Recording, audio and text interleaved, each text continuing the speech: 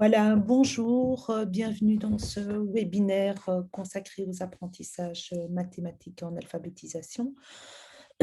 Donc, je suis Sylvie Pinchard, je suis directrice de Lire et Écrire Communauté française et je vais accompagner cette matinée.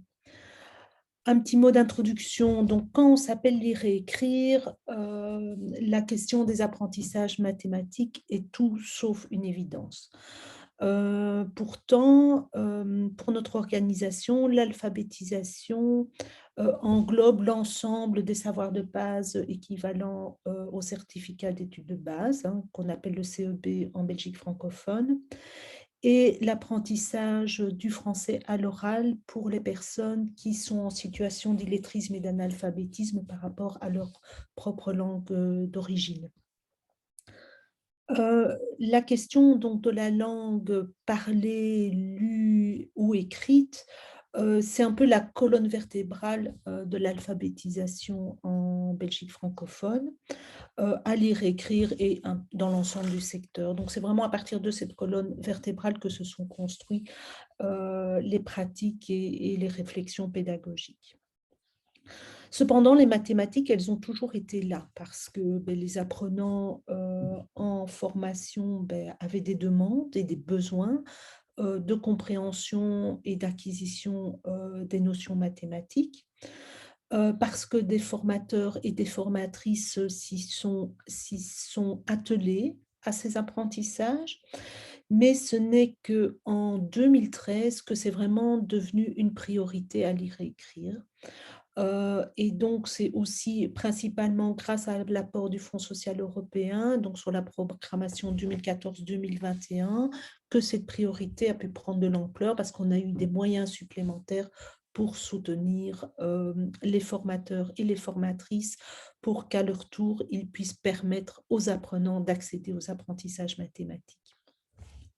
Dans ce grand travail de soutien à la grand et long travail de soutien à la professionnalisation, c'est Delphine Verswevel qui va vous le présenter.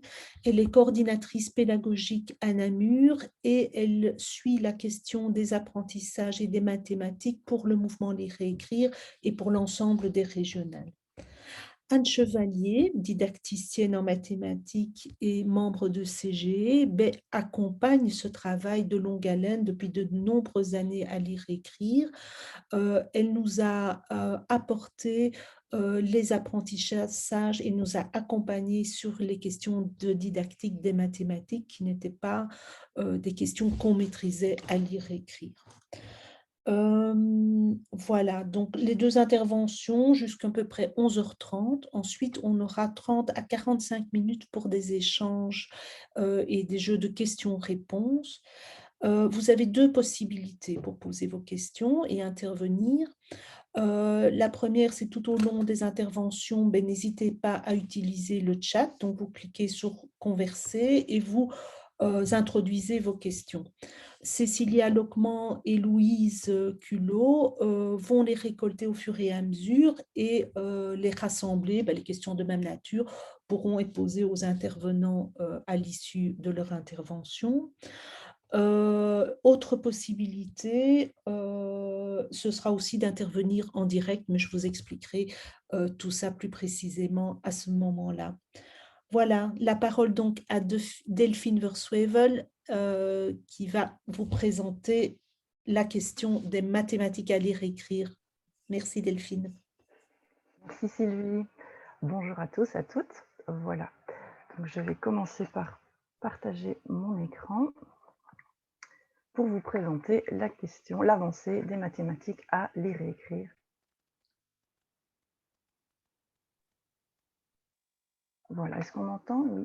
Voilà, j'ai vu que ça chipotait au niveau micro, très bien. Donc l'avancée des mathématiques à lire et écrire. Alors comme Sylvie vient de le rappeler très justement, les mathématiques, c'est une question qui a préoccupé lire et écrire depuis toujours. Ça a débuté effectivement avec des initiatives individuelles, donc des formateurs qui, dans leur salle, avec leur groupe, se sont attelés à cette question-là et ont réfléchi autour des mathématiques. Alors évidemment, à côté de ça, Il y a eu voilà, un séminaire qui a été proposé, il y a eu 2 JA, donc Journal de l'Alpha en 2014, donc le numéro 138 et 139 très exactement. Ils sont encore, je pense, disponibles au téléchargement. Il y a eu aussi des formations qui ont été proposées, pour en citer une, celle de Léonard Guillaume et Jean-François Manil en 2010, donc redécouvrir les mathématiques. Mais malgré tout ça, voilà, il y a un constat qui reste. Quand on discute avec la majorité des formateurs, tout le monde est convaincu de l'intérêt des maths. Mais un constat, les maths n'occupent qu'une part très minime en fait de l'offre de formation en alpha. Donc pourquoi? Est-ce que les apprenants n'ont pas de demande? Est-ce que les maths ne sont pas utiles? Est-ce que les formateurs sont désarmés, ont peur? Et donc ça, ce sont autant de questions voilà, qui sont là, et on se dit, lire et écrire se dit que ça vaut vraiment la peine de s'y atteler et d'y réfléchir. Et c'est pour ça qu'en 2010 est mis sur pied un groupe de travail. Voilà, 2010-2014, donc un groupe de travail se met en place autour de la question des mathématiques en alpha. Alors, qui participe à ce groupe de travail? Eh bien, des formateurs, des coordinateurs, des personnes qui pratiquent déjà les maths dans leur groupe ou qui sont intéressées par la question, qui viennent de toutes les régionales de lire et écrire, mais aussi du collectif Alpha. Alors, qu'est-ce qu'on fait au sein de ce groupe? On réfléchit, on lit, on fait état de nos questions, on partage nos états d'âme. Et puis, un constat se dégage rapidement, en fait. On se dit qu'on est vraiment en manque de formation. Nous, on sait faire des maths, mais quand il s'agit de les transmettre, c'est plus compliqué. On a vraiment besoin de les comprendre, de les décortiquer pour pouvoir se les réapproprier et, et les faire passer aux apprenants. Et donc, c'est comme ça qu'on commence à mettre sur pied des formations de manière plus systématique, déjà avec Anne Chevalier et Benoît Jadin en 2011 avec Explorer la proportionnalité dans tous ses états, par exemple, ou bien en 2013 avec Charles Pépinster du GBEN sur les mesures et longueurs. Alors, à côté de la formation de formateurs, les questions qui nous reviennent, c'est mais finalement, quand on a un groupe d'apprenants, comment savoir son niveau? Comment savoir où il en est? Et donc, on se penche aussi sur la question d'un test de positionnement. Finalement, quelles questions, quel exercice faire passer aux participants, aux apprenants pour savoir où ils en sont? Alors, sans atteindre voilà, la présentation du test de positionnement pour le français oral et écrit, on produit un document voilà, de quelques pages qui permet d'avoir une photographie des compétences, des connaissances de l'apprenant en maths à un moment donné. Et puis, dans le but voilà, de sensibiliser un maximum de personnes aux mathématiques et de toucher un public le plus large possible, parce qu'on se rend compte que les formations qu'on propose ne suffisent pas à toucher un maximum de personnes, on se lance dans un colloque. Un colloque qui s'intitule « Quand Alpha rencontre Pi » le 11 décembre 2014, très exactement. Voilà, qui veut essayer de répondre, voilà, mais quelle est la place des maths en alpha? Pour qui? Pourquoi pas? Mais comment? Et voilà, et nous avions 2 invités. Nous avions Anne Chevalier, ce jour-là, qui nous a partagé comment partir du terrain de l'apprenant, mais sans y camper. Et nous avions Frédéric Mast, qui nous a parlé de la mathématique, c'est fantastique. Et puis l'après-midi, eh bien, on a proposé une série d'ateliers aux participants de ce colloque. Alors, le colloque, c'est sans doute moins contraignant qu'une formation, peut-être moins effrayant. C'est une façon d'avoir un premier contact avec les maths, d'ouvrir une première porte et de prendre conscience des enjeux des maths en alpha.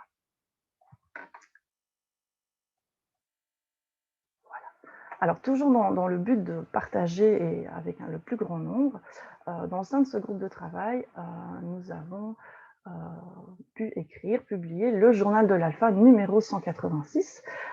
Je pense qu'on vous communiquera le lien dans le chat maintenant ou tout à l'heure. En tout cas, il est toujours téléchargeable également, avec un titre, voilà, « Les maths, parents pauvres de l'alpha, point d'interrogation ». Et donc, dans ce JA, donc ce journal de l'alpha, bien, il y a évidemment quelques textes théoriques, mais aussi des témoignages de formateurs, des témoignages de participants sur l'intérêt et la question des mathématiques en alphabétisation. Il y a aussi une bibliographie qui est disponible à la fin. Donc ça, c'était 2010, 2014. Alors, nous continuons, 2015 à aujourd'hui, à 2021. Eh bien, en fait, l'apprentissage des mathématiques, ça reste une priorité pour le mouvement Lire et Écrire. C'est une réflexion d'autant plus importante qu'elle s'articule avec les balises pour l'alphabétisation populaire, donc qui est notre cadre de référence pédagogique. Il a été publié en décembre 2013, mais il était déjà en réflexion depuis de longs mois. Et évidemment, on veut absolument inscrire les maths en lien avec ça. Parce qu'il s'agit vraiment pour nous de voir l'apprentissage des mathématiques, non pas comme une fin en soi, mais bien comme un levier pour comprendre le monde et montrer que les maths, ben, finalement, c'est un langage au même titre que l'apprentissage du français oral, de la lecture et de l'écriture. Alors, il s'agit également de poursuivre tout le travail qui a été débuté par le JT, par le groupe de travail entre 2010 et 2014. Et donc, tout ça nous amène à 3 axes principaux pour ces années. Donc, continuer à sensibiliser largement le secteur de l'alphabétisation à l'importance de l'apprentissage des maths, construire un programme de formation sur les concepts mathématiques, aussi bien à destination des formateurs de lire écrire, mais aussi plus largement à tous ceux qui sont intéressés par les mathématiques, et aussi rassembler, mettre à disposition toute une série de ressources pédagogiques pour les formateurs du secteur. Et donc c'est ainsi que, bien que des initiatives individuelles se poursuivent, qu'au niveau institutionnel se mettent en place des éléments structurels. On commence par un colloque. Voilà, donc c'était un colloque le 6 décembre 2016. Il était intitulé « Les mathématiques venues d'ailleurs, une ressource pour ici et maintenant ». Et donc, on avait fait le pari à l'époque de se dire, mais tiens, finalement, les mathématiques qui viennent d'ailleurs, aussi bien au niveau géographique que dans le temps, dans l'histoire, on était certain que ça pouvait nous amener des éléments de réflexion pour aujourd'hui. Alors, au-delà du colloque, on a vraiment voulu mettre l'accent sur la formation de formateurs. Alors, ça faisait, voilà, on l'a déjà dit, je l'ai déjà dit plusieurs fois, on avait travaillé avec Anne Chevalier pour des colloques, pour des formations, et donc c'est tout naturellement qu'on s'est tourné vers elle pour réfléchir à ces questions de formation de formateurs. On a mis en place 2 types de formations. Une première qui s'appelle didactique des mathématiques, donc c'était une formation longue, c'était une formation de 10 journées, donc elle était à destination de ceux qui pratiquaient déjà les maths ou qui voulaient voilà, réfléchir à ces questions-là. L'intérêt de cette formation, comme elle était plus sur la longueur, c'était qu'on a vraiment pu alterner les moments théoriques et puis les moments d'expérimentation dans les groupes. Et donc, on a produit des séquences de formation qui mettaient en œuvre ce qu'on voyait en formation. On les testait, on revenait, on en discutait, etc. Et donc, ces séquences de formation ont pu être formalisées. Mais ça, j'y reviendrai dans quelques instants. Alors, au-delà de cette formation en didactique de 10 journées, on a aussi mis en place toutes des formations continuées. Alors, entre 2015 et 2018, on en a mis quelques-unes et puis on s'est dit qu'il fallait vraiment, voilà, avec Anne et Lire Écrire, on a réfléchi et on s'est vraiment dit il faudrait proposer un module, enfin une série de modules, voilà, qui permettent de couvrir un peu toutes les compétences de base nécessaires en alphabétisation. Et on en a, voilà, on en a défini 6 modules et on les a planifiés, en tout cas dans la première série, à raison de 2 par année. Donc, à l'automne 2018, nous avons attaqué avec la numération. En 2019, mesure et grandeur et champ additif. L'année passée, à l'automne, nous n'en avons eu qu'une, les fractions. Et ici, en 2021, nous avons le champ multiplicatif et la géométrie. Et alors, c'est là que je vais me permettre de faire mes 15 secondes de publicité, parce que la formation sur le champ multiplicatif commence dans 2 semaines. Donc, la première date sera le 14 avril et les 2 dates suivantes, les 4 et 27 mai. Et donc, je sais de source sûre qu'il reste quelques places. Donc, si certains d'entre vous sont intéressés, qu'ils n'hésitent pas à aller consulter voilà, le descriptif et le cas échéant à vous y inscrire. Voilà. Voilà. Je referme la parenthèse publicité. Et donc voilà, ça c'était le module de 6 formations que Anne anime au sein de l'IREIC. Alors j'ai fait une fausse manip, ça devait bien arriver une fois. Voilà, donc je continue. Donc je vous parlais que pendant la formation en didactique, donc la formation longue de 10 jours, on avait eu l'occasion de tester toute une série de séquences, de démarches. On avait fait des allers-retours dans les groupes. Ces démarches-là, en fait, voilà, on a eu la chance de travailler avec une graphiste pour pouvoir les mettre en page et les publier sur le site internet. Et donc, pour l'instant, il y a 9 démarches qui sont téléchargeables. Alors là, je vous ai mis les titres, on ne va pas les parcourir là ensemble, mais je peux vous dire que ça couvre des sujets aussi variés que les fractions, les soldes, l'addition de chiffres à deux nombres. Ça passe aussi par toute la question et le travail autour de la virgule, le travail autour des 10 premiers nombres. Comment utiliser par exemple un ticket de caisse et vérifier que on ne se fait pas rouler, parce que ça c'est une question des apprenants. Mais tiens, moi je paye avec un billet, comment savoir si la monnaie qu'on me rend, elle est juste ou pas? On a travaillé aussi la lecture des grands nombres et l'écriture des grands nombres, hein, donc au-delà de 1000, le million, le milliard, hein, c'est pas si évident que ça. Hem, voilà, et donc ces séquences sont vraiment, voilà, détaillées avec des consignes, des successions, enfin voilà, toutes les étapes successives, le matériel à utiliser. Je ne vais pas dire qu'elles sont prêtes à utiliser comme ça parce que, il faut quand même les adapter à vos groupes, mais voilà, en tout cas, elles sont là à votre disposition, donc n'hésitez pas. Voilà. Alors, en 2015-2014, le colloque, la formation de formateurs, les démarches maths, je viens d'en parler. Il y a aussi la possibilité d'apporter un soutien aux équipes, voilà, qui souhaitent avoir une réflexion autour des mathématiques. Et puis, ce qui est important aussi, c'est pérenniser tout ça. Donc, on s'est dit il y a 2 ans et demi maintenant, voilà, qu'il était important de penser au futur et à la suite des formations en maths. Et donc, ce qu'on a mis sur pied, c'est un petit groupe de formateurs dont j'ai la chance de faire partie, qui est coaché par Anne Chevalier, et voilà, et ce petit groupe, voilà, co-anime les 6 modules de formation dont je vous ai parlé ici, avec Anne, voilà, pour que nous puissions apprendre à animer ces formations et puis un jour les animer seuls. Voilà, dans le but, évidemment, l'objectif, c'est de pouvoir continuer à donner des formations maths et à former les formateurs pour qu'eux-mêmes puissent, voilà, partager les maths avec un maximum d'apprenants dans leur groupe. Et puis, et demain, voilà.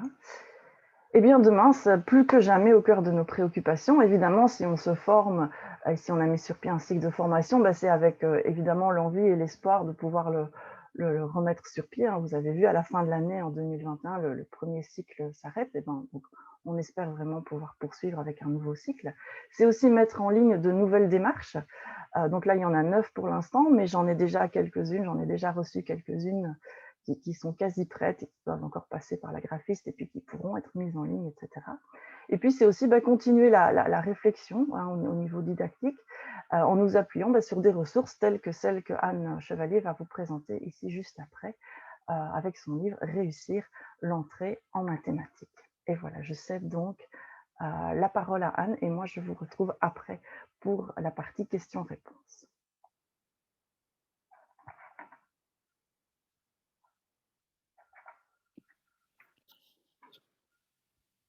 Voilà. Euh, donc, voilà, merci Delphine pour ce parcours retracé et auquel j'ai, vous l'avez entendu, largement participé.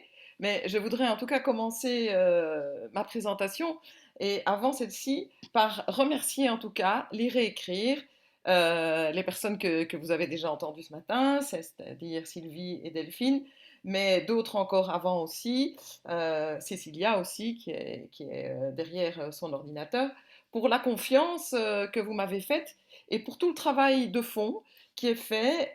Donc je pense qu'à lire et écrire, vous avez bien compris qu'il ne s'agissait pas simplement de mettre dans les mains des formateurs quelques outils pour qu'ils fassent des mathématiques avec leurs apprenants. Il y avait vraiment tout un travail pour qu'il y ait réellement une appropriation et aussi peut-être un changement de culture, hein, changement de culture qui intègre véritablement les mathématiques dans toutes les composantes qui sont nécessaires pour émanciper les citoyens et en particulier tous les apprenants qui viennent et qui se tournent vers les centres de lire et écrire et d'alphabétisation.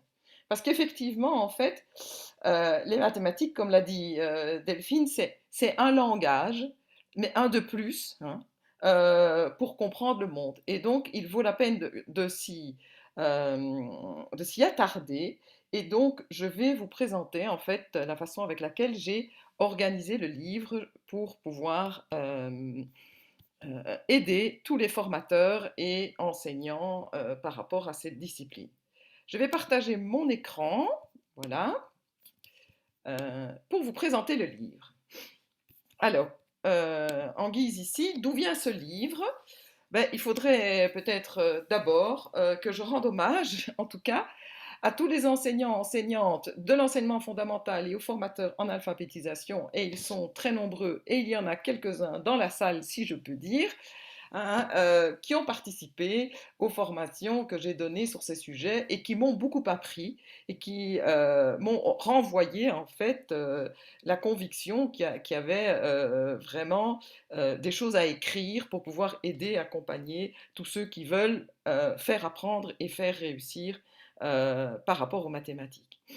Ce que j'ai constaté en tout cas, parce que moi je suis issue du monde de l'enseignement, donc ma formation de départ c'est mathématicienne et j'ai travaillé pendant 20 ans dans l'enseignement secondaire et puis en formation d'enseignant au Régenda et puis seulement en formation continue des enseignants du fonds fondamental et ensuite avec les formateurs en alphabétisation. Mais ce que j'ai en tout cas pu constater, c'est que les difficultés rencontrées par les enseignants et les formateurs en alphabétisation sont quasi identiques. Aussi bien les difficultés qu'on rencontre avec les élèves et les apprenants que celles des formateurs et des enseignants pour y faire face. Par contre, la grande différence, j'ai envie de dire, c'est qu'au niveau des formateurs en alpha, il y a un grand vide au niveau des documents ressources et qu'effectivement, c'est un peu difficile d'aller mettre dans les mains d'adultes les manuels de première année primaire et qu'il y a donc en fait sans doute des documents spécifiques qui doivent être écrits pour les formateurs en alpha, mais sur les mêmes sujets. Et donc, l'écriture de ce livre vient de 20 années en fait de formation continue. Je l'ai écrit seul, mais je me suis fait accompagner par un comité de lecture qui comportait en fait plusieurs collègues avec qui j'avais animé un certain nombre de séminaires et de formations, et dont Delphine qui a participé à ce comité de lecture. Voilà, alors le plan de mon exposé, ben, vous allez voir, je vais d'abord vous partager une question préoccupation par rapport à l'analphabétisme mathématique, faire part de 2 expériences collectives de praticiens, praticiennes chercheuses, de 3 obstacles, catégories d'obstacles à l'apprentissage des nombres et du calcul, de 4 défis pour réussir l'entrée en mathématiques, de 5 fils conducteurs pour construire les nombres naturels et les opérations, de 6 balises méthodologiques pour faire apprendre tous les apprenants, et puis vous renvoyer en vous disant que c'est à vous de jouer.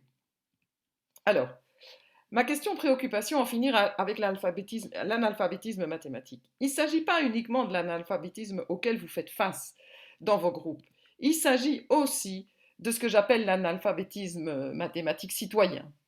Et les résultats des évaluations externes, des enquêtes PISA, nous prouvent, nous montrent en tout cas, et n'arrêtent pas de nous montrer que l'école n'arrive pas à assurer à tous les élèves de 15 ans les connaissances mathématiques suffisantes pour comprendre le monde qui les entoure. Et on peut le constater, une des conséquences en tout cas, c'est que même parmi les citoyens alphabétisés, et même parmi les enfants alphabétisés, éduqués, il y a une peur et une méconnaissance des mathématiques, hein, y compris dans le groupe de ceux qui doivent les enseigner. Et c'est ça une difficulté évidemment parce que c'est le serpent qui continue à se mordre la queue. Et ce qui me pose problème, je dirais, et là c'est une vue systémique, hein, c'est qu'on fait porter cet échec, si vous voulez, sur les individus, sur les apprenants et sur les enseignants, et qu'on oublie, ou pas qu'on oublie, ou on ne veut pas, on évite de s'attaquer à ce qui fait obstacle, dont je vais vous faire en tout cas part. Et donc, moi, je pense que pour relever ce défi, il est nécessaire qu'il y ait des réponses didactiques, et ça, c'est ce que je propose dans le livre, et méthodologiques, mais dont la mise en œuvre est de la responsabilité du système scolaire ou du système même sociétal et de ses acteurs.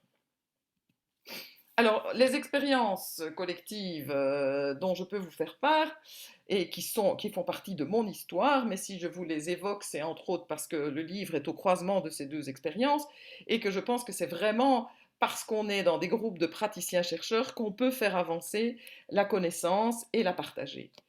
La première expérience, c'est celle du groupe d'enseignement mathématique, le GEM, qui a été fondé dans les années 70 par le professeur Nicolas Rouche, à qui je rends hommage aussi, et auquel moi j'ai participé depuis 1980, c'est-à-dire quand j'étais encore aux études, et en m'attardant avec de nombreux collègues, et pendant des années, ce groupe existe encore toujours, comment enseigner des mathématiques qui font sens et les apprendre avec plaisir. Et depuis 40 ans, je suis avec cette question, et je suis avec cette question avec d'autres qui la portent, et nous la portons ensemble, et c'est ça qui peut porter des fruits. Par ailleurs, une vingtaine d'années plus tard, dans mon parcours professionnel, j'ai rejoint le mouvement Changement pour l'égalité, dont on vous a déjà parlé, dont je suis toujours membre, mais dont j'ai été permanente pendant 12 ans et secrétaire générale pendant 5 ans. Et j'ai tout appris là, des questions par rapport aux pédagogies émancipatrices pour tous les élèves. Et c'est dans ce cadre-là que j'ai d'ailleurs fait connaissance et pu commencer à collaborer avec les Réécrire. Et donc mon livre ici se situe en fait au croisement de ces deux expériences qui pour moi sont fondatrices.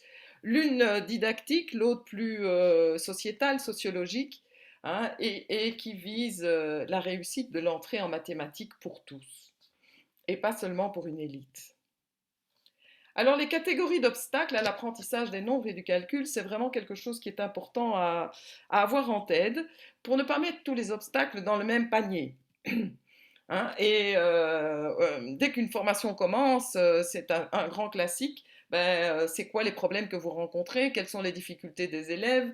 Et à quoi vous devez vous faire face?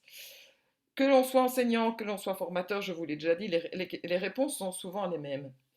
Et en fait, ces difficultés, en fait, qui sont de véritables obstacles, hein, et qui ne sont pas liés à l'élève, c'est assez important à relever, ou du moins rarement liés à l'élève, on peut les subdiviser en trois catégories. Il y en a, il y a des catégories, et je dirais, c'est une première catégorie, et je dirais, c'est vraiment sans doute une des plus importantes, c'est la catégorie des obstacles épistémologiques, c'est-à-dire ceux qui sont liés au savoir lui-même. Je vous en donnerai une série d'exemples un petit peu plus loin. Et puis, il y a aussi des obstacles qu'on peut dire méthodologiques, qui sont liés à la façon de faire apprendre. Hein.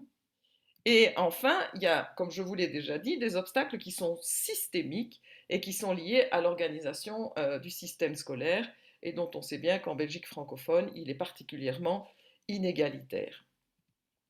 Voilà, donc moi j'ai tenté de montrer comment on peut surmonter ces trois catégories d'obstacles, peut-être un petit peu moins le troisième, c'est plutôt les deux premiers qui sont évoqués dans le livre. Alors, les 4 défis pour réussir l'entrée en mathématiques, je vais les développer un peu, mais un premier, c'est donner du sens aux nombres et aux opérations. Un deuxième, c'est enseigner un langage et des codes. Le troisième, c'est construire l'abstraction. Et le quatrième, c'est développer une intelligence calculatoire. Donc, ce sont les défis pour entrer dans les nombres et les opérations. Alors, donner du sens aux nombres et aux opérations. Alors ça, j'aime bien répéter. Ceux qui ont suivi les formations avec moi l'ont déjà souvent entendu. Et peut-être que c'est particulièrement important de signaler ça à des personnes qui sont intéressées par l'alphabétisation. Donner du sens aux nombres et aux opérations, c'est pas seulement montrer leur utilité, mais c'est quand même aussi montrer leur utilité à travers des situations de vie. Seulement, il ne faut pas en rester là. Il faut aussi donner de la signification aux nombres et aux opérations en lien non pas avec la situation de vie uniquement, mais la pensée mathématique qui forme un corpus et un langage en soi. Et c'est inscrire évidemment tout ça dans la direction d'un savoir universel qu'en fait les apprenants en alphabétisation viennent chercher dans les groupes d'alphabétisation. Alors, enseigner le langage et les codes mathématiques, c'est pas si simple et ça demande quand même de travailler ça avec beaucoup de soin. Mais il y a d'abord initié à la langue, et je dirais la langue orale, qui est liée à cette discipline, et les mots qui vont avec, et qui sont des mots qui sont parfois compliqués ou parfois polysémiques, qui ont aussi un sens dans la vie courante et qu'il faut distinguer de la discipline mathématique.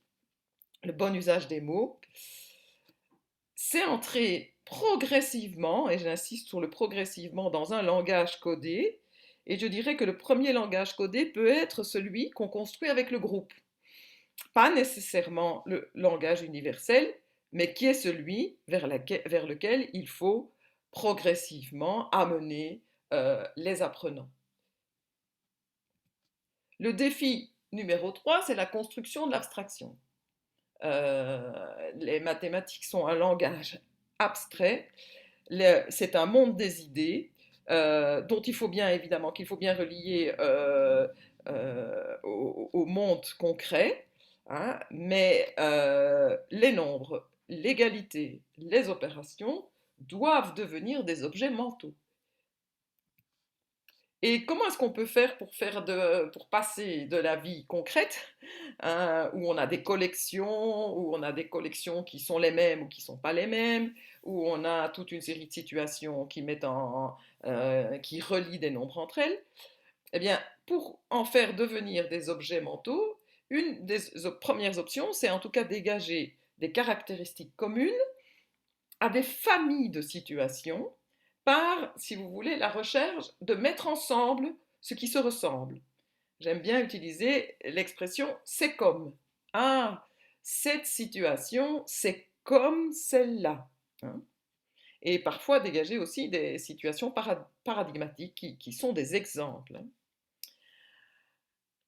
Alors, petit à petit, à partir de ces familles de situations, à ces familles de situations, on peut associer des représentations et des schématisations.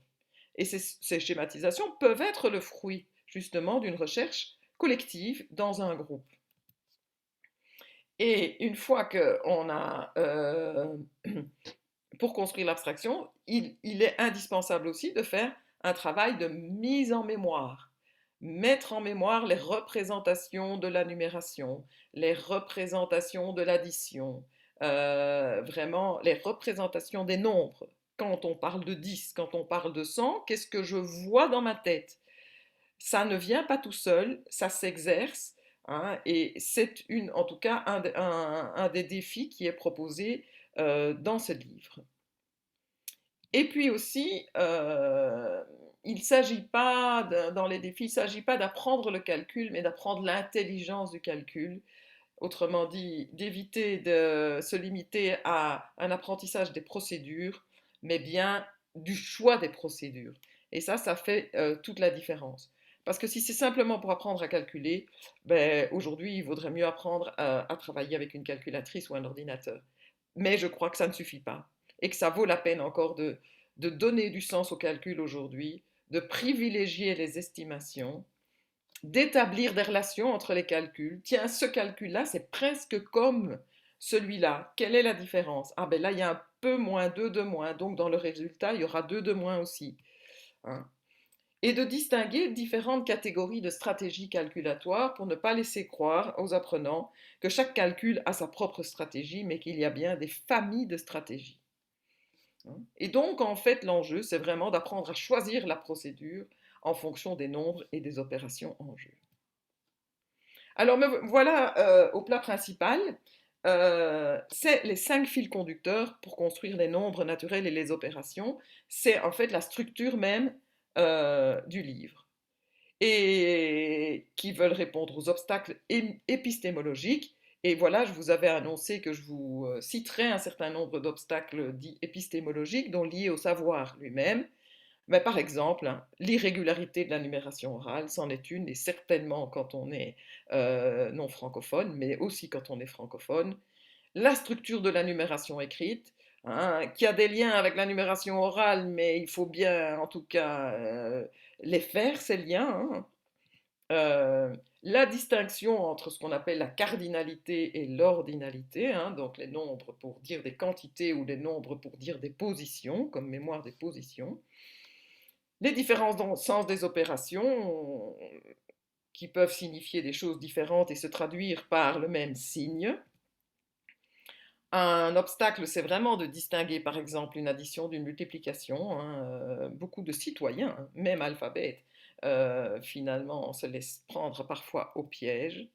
Le sens de l'égalité ou l'essence de l'égalité. Et un énorme obstacle, c'est la multiplicité des sens du zéro. Voilà quelques exemples et que j'ai pris en compte et que dans les différents fils. Et voilà, vous allez avoir maintenant, je vais faire défiler 5 dias qui vont en fait chacune exprimer ce que j'appelle des fils conducteurs. Alors, c'est important cette idée de fil conducteur parce que ça veut montrer une progression. D'où on vient, où on va. Et le d'où on vient, ben, c'est le monde sensible. Hein, et où on va, ben, c'est le monde des idées, c'est le monde structuré, c'est les images mentales, c'est les objets mentaux. Alors, si vous voulez, je présente 5 fils, mais ces 5 fils, évidemment, ne sont pas autonomes, ils sont reliés entre eux. Hein, et quand on avance avec des apprenants, ben, il faut avancer sur les différents fils en parallèle, ou au moins sur plusieurs d'entre eux. Mais c'est intéressant, en tout cas, pour ceux qui accompagnent l'apprentissage, de savoir où ils sont sur le fil. Un premier fil qui est des quantités au schème. Qu'est-ce que ça veut dire? Ben voilà, on arrive avec des collections. Hein, voilà, une collection de marrons qui arrive dans une classe, mais ça peut être aussi une collection de tout autre ordre. Voilà.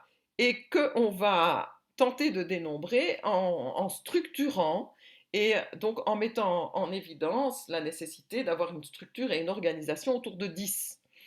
Et donc, une première étape, c'est quand même vraiment de bien voir dans sa tête ces 10 premiers nombres, hein, que nous maîtrisons tous, mais qui sont parfois un véritable obstacle, hein, en passant par les mains, les doigts, pour apprendre à vraiment voir, dire et garder des traces des petits nombres comme mémoire des quantités. Bon, en alphabétisation, souvent les personnes arrivent avec un acquis par rapport à ça, mais pas toujours. Hein. Alors, la deuxième étape, ça, c'est vraiment, elle est essentielle pour moi en alphabétisation, c'est vraiment la question de se représenter et de désigner les nombres naturels bien au-delà de 10. Et de ne pas se les représenter uniquement, et de se les représenter en lien avec la numération décimale. Alors pour ça, les activités de groupement de collection vont permettre d'aller jusqu'à la numération décimale orale ou écrite. Bon, je donne ici un exemple qui se passerait dans une classe hein, ou qui s'est même passé en deuxième maternelle. Comment est-ce qu'on organise les bols pour la collation hein, en 4 groupes, 4 paquets de 5 et encore un. Hein. Mais après, voilà, ici, une collection plus semi-concrète, comme on peut dire, des petits cubes qu'on peut emboîter. Comment est-ce qu'on peut l'organiser? Eh bien, en 1, 100, 3, 10, qui est 30, et 4, 1. Hein. C'est vraiment pour apprendre à relier l'organisation des quantités à la numération orale et ensuite à la numération écrite.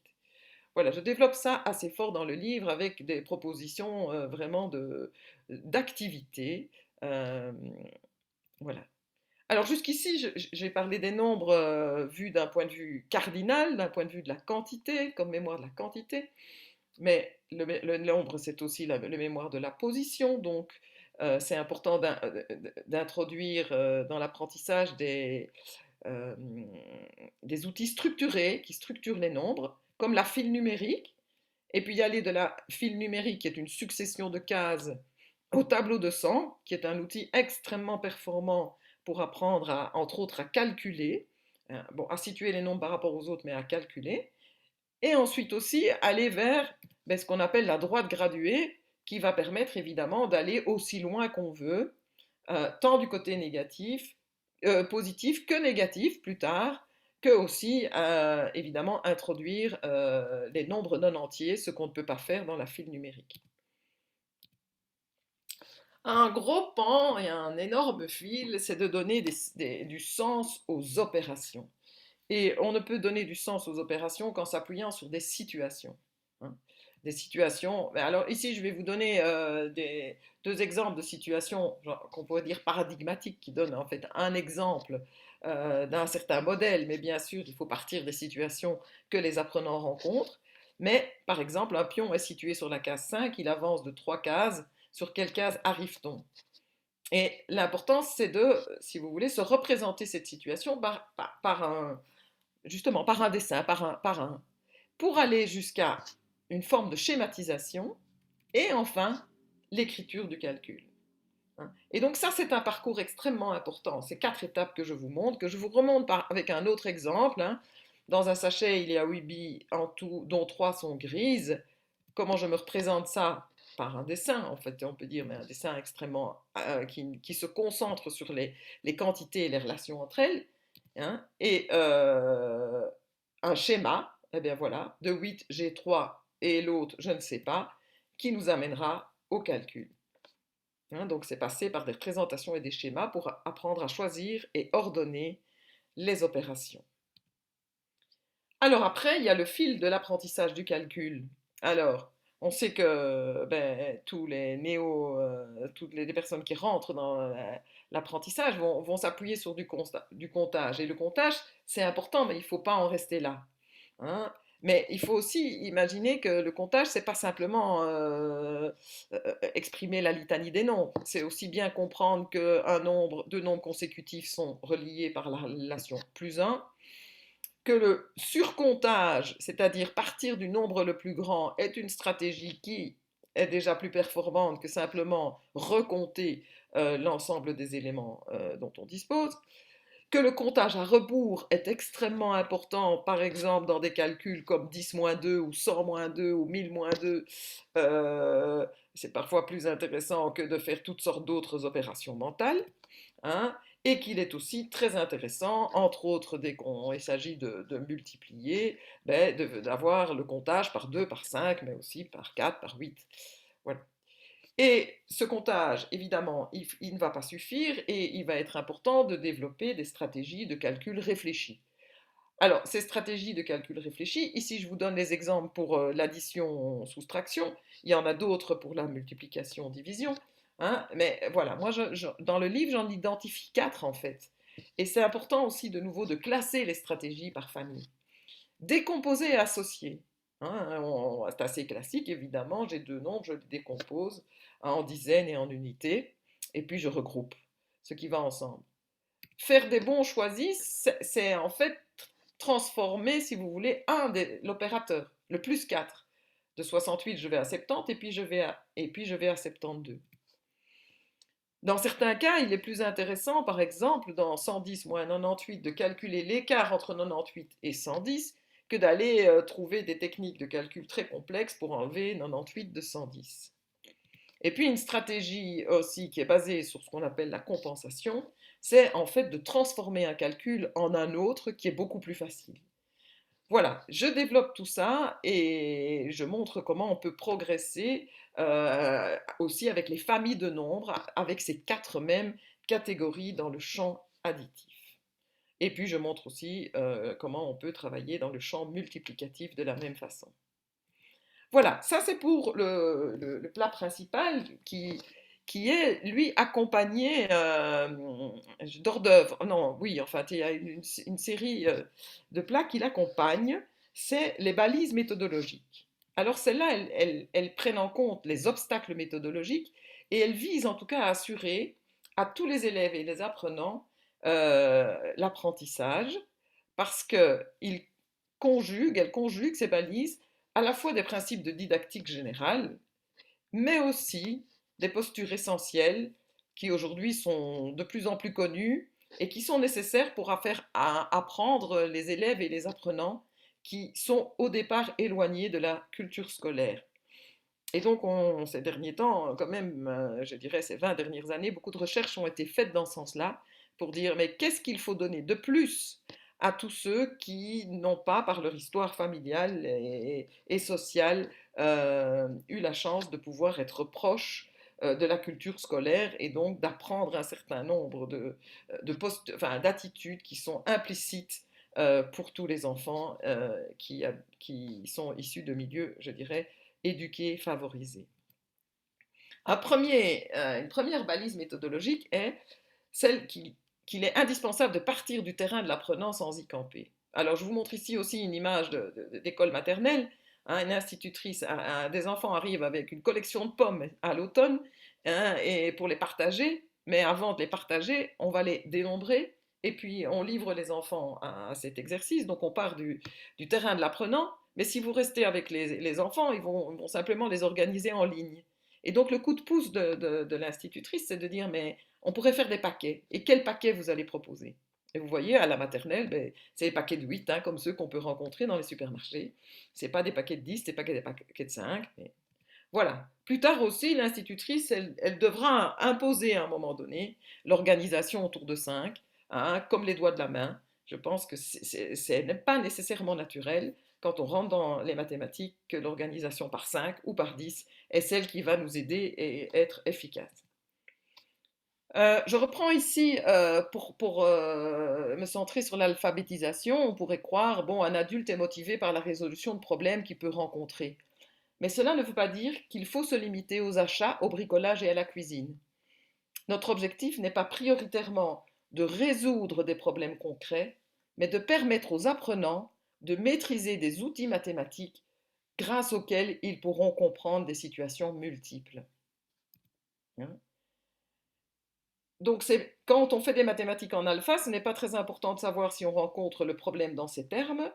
Les problèmes, ils sont choisis parce qu'à partir de ceux-ci, il y a moyen d'acquérir une notion fondamentale. Et il est indispensable, et en alpha aussi, de sortir du problème pour en saisir la généralité. J'ai donné une conférence à ce sujet dans un des colloques dont on vous a parlé aujourd'hui, et le PowerPoint est encore accessible. Je pense qu'on va vous donner les liens dans le chat.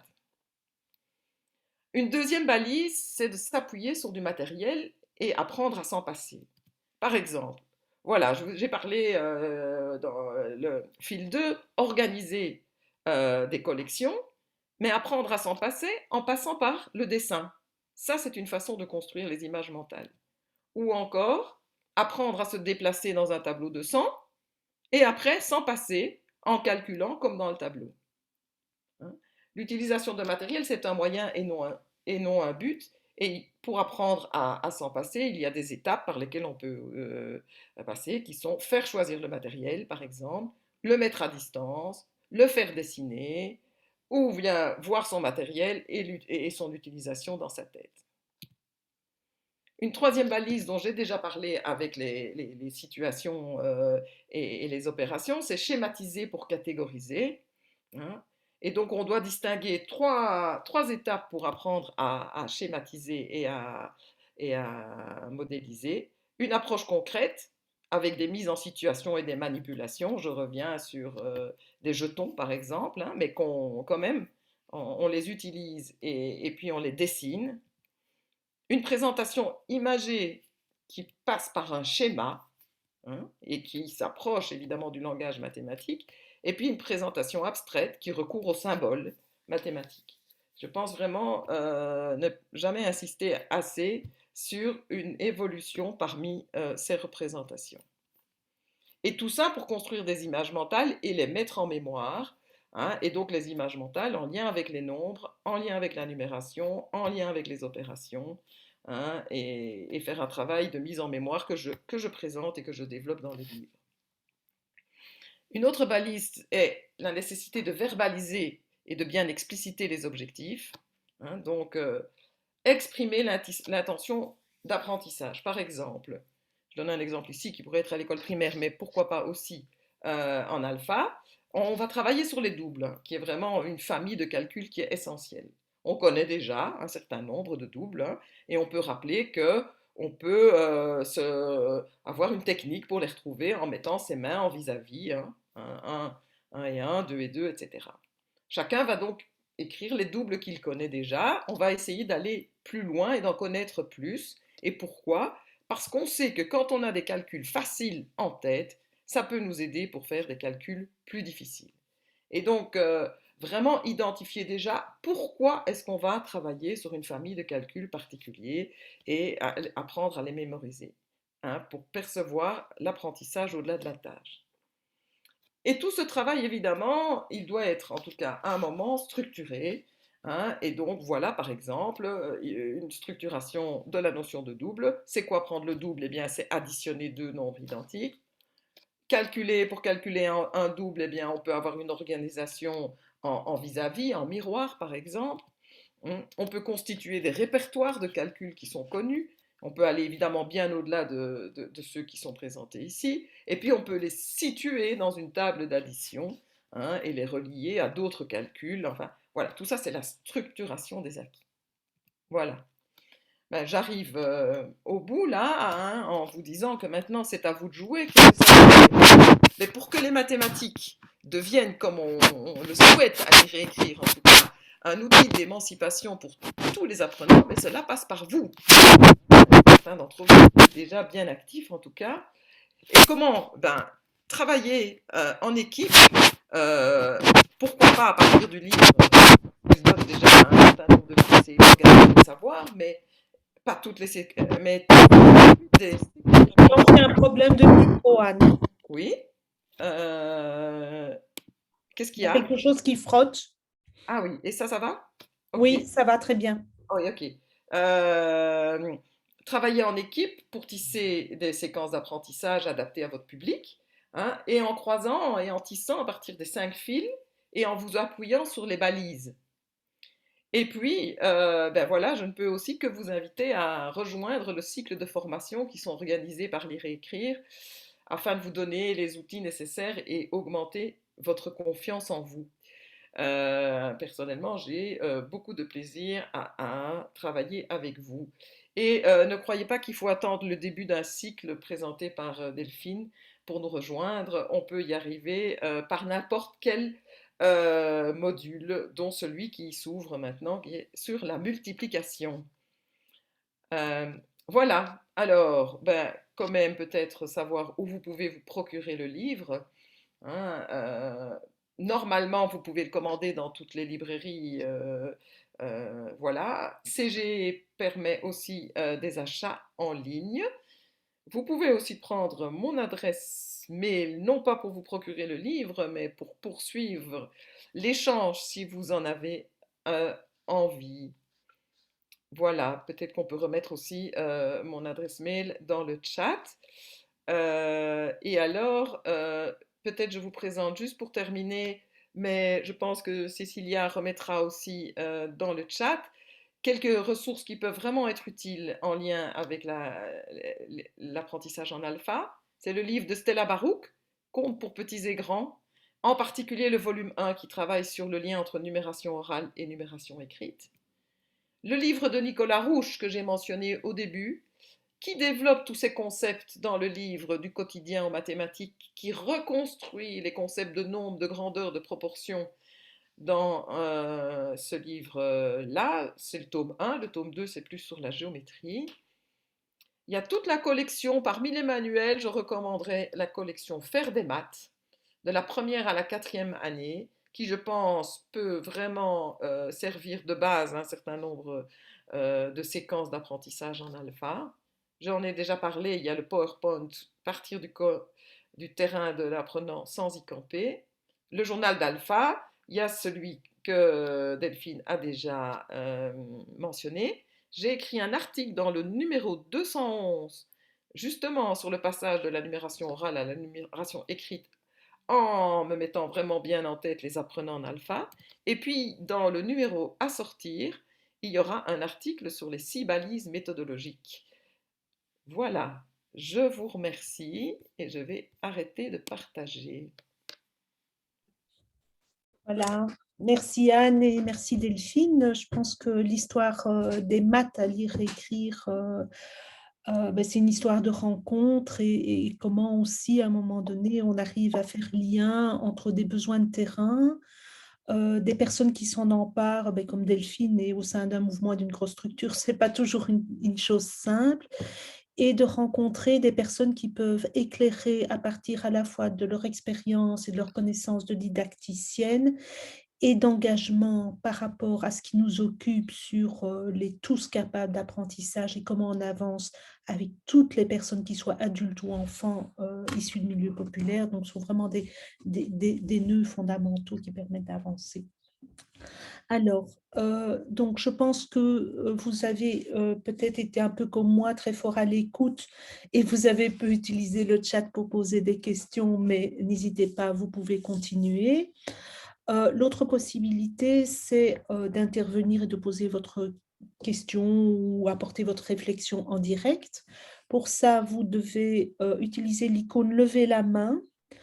Alors malheureusement, notre système informatique ne nous permettra pas de vous voir, mais tout le monde va vous entendre. Donc si vous voulez commencer, par, vous présenter, donc je vous donnerai la parole et vous commencez par vous présenter et poser votre question. Éventuellement, dire à qui vous l'adressez plus spécifiquement, à Anne ou à Delphine. Alors, je vais tout d'abord passer quand même la parole à Cécilia, parce que je pense qu'il y a quand même eu quelques questions dans, le déroulé. Et puis, comme on est bien organisé, on a aussi pensé à des questions. Cécilia? Oui, merci Sylvie. Donc, bonjour à toutes et tous. Ben, je pense que tu as bien résumé la situation, Sylvie.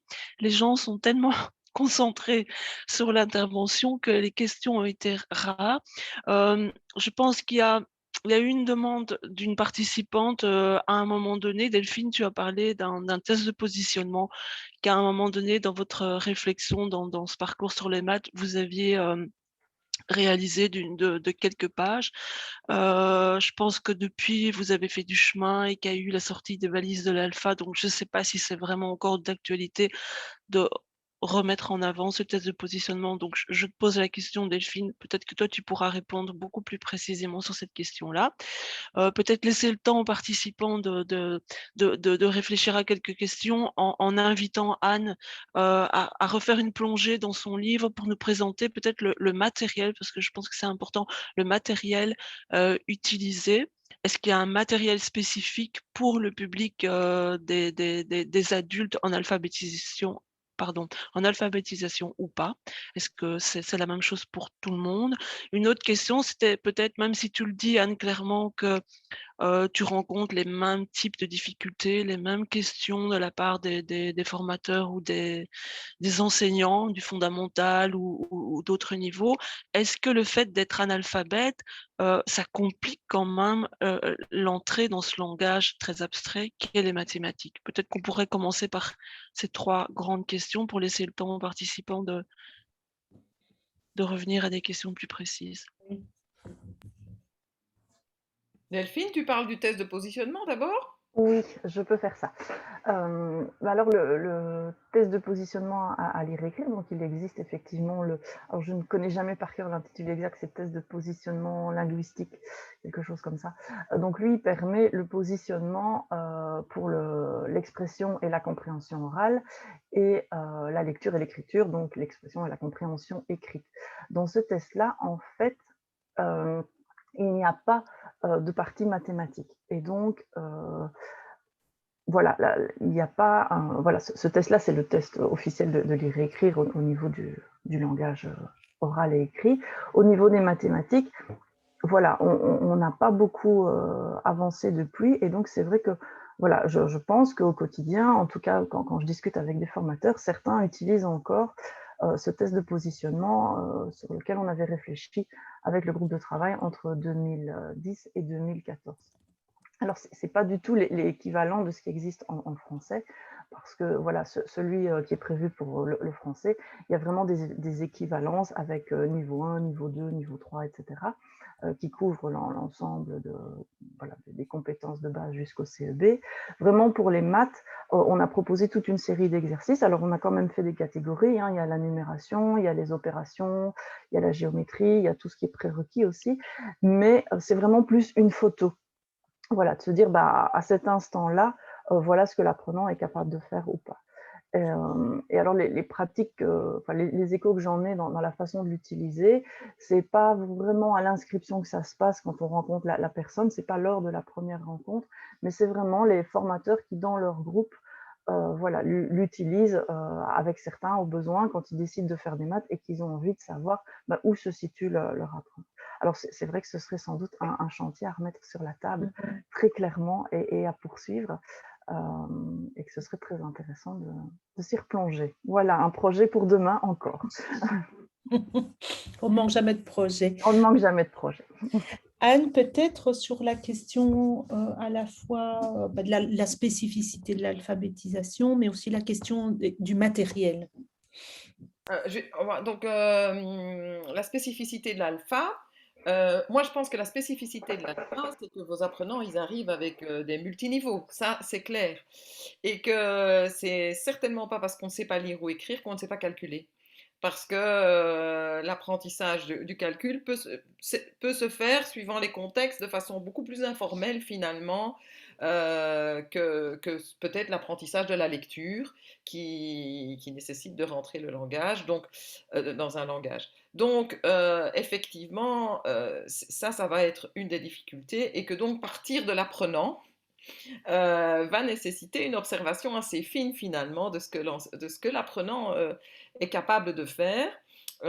Et donc pour ça, il faut l'accompagner, il faut lui poser des questions, il faut jouer avec lui, hein, mais surtout peut-être même lui demander de produire des calculs. Hein. Donc ça, pour moi, c'est une façon vraiment de travailler avec les personnes. C'est pas de leur donner des calculs à faire, mais de leur demander de produire des calculs. Et je trouve ça toujours très intéressant parce que du coup, ça met en confiance aussi parce que la personne, elle part de ce qu'elle sait. Et du coup, ça vous donne des indications. Et du coup, vous pouvez évidemment dire, ah ben si tu sais faire ça, tu sais peut-être faire ça aussi. Ah oui, ah non, et puis comprendre comment avancer. On peut aussi faire de la production collective. Ensemble, que savons-nous, hein.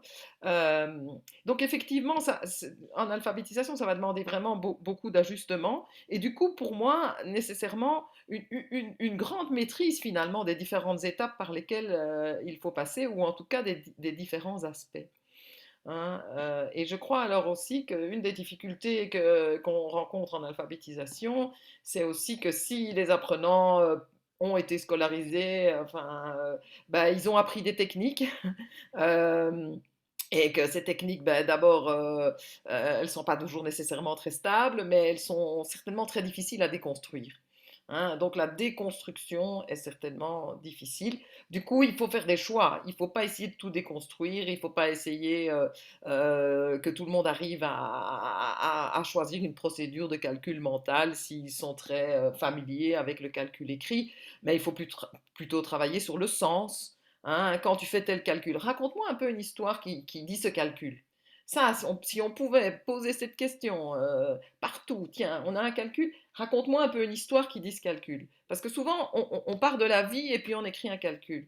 Mais je pense que notre travail, c'est d'écrire un calcul et rejoindre la vie. Hein, et ça, c'est vraiment une difficulté énorme. Hein. Et beaucoup vont vous regarder en disant, mais tu viens avec quoi? Parce que bon, sans doute que dans ce qu'ils ont fait jusque-là en termes d'apprentissage, ils n'ont jamais fait ce chemin-là, mais c'est ce chemin-là qui permet peut-être bien de relier ce que j'avais dit, le monde des affaires, j'ai envie de dire, et puis le monde des idées. Je ne sais pas si Delphine veut ajouter quelque chose.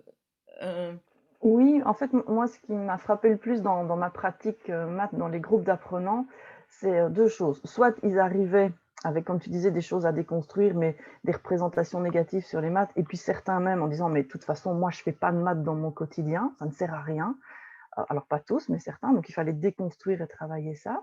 Et un autre aspect, c'était que certains arrivaient avec des demandes très complexes en disant, par exemple, moi, je souhaite comprendre. Alors, c'est un exemple très classique, hein, ceux qui, voilà, vous l'avez déjà entendu, mais moi, je voudrais bien comprendre les soldes. Alors, pour comprendre les soldes, il y a toute une série de choses à travailler avant. Et donc, parfois, on se retrouve de se dire, mais attendez, pour répondre à sa demande de travailler les soldes, je vais mettre combien de temps? Est-ce que je dois expliquer tout ce qu'il faut avant pour arriver au solde vraiment? Ou est-ce qu'on peut trouver une façon avec eux de quand même appréhender les soldes sans rentrer dans la compréhension fine? Donc, ça, je pense que c'est quelque chose de compliqué avec les adultes parce qu'ils arrivent avec leur parcours et avec des questions complexes.